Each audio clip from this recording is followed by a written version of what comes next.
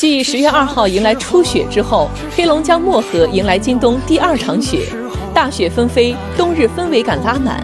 漠河已发布道路冰雪黄色预警，最低气温已到0下。而未来1周，江西、浙江、福建、广东北部、广西东北部、湖南南部等地仍多高温天气，部分地区最高气温或达38度左右。其中，江西、浙江中西部、福建西北部等地高温持续时间长，强度较大。网友表示，这真是你在北方穿棉袄，我还在南方吹空调。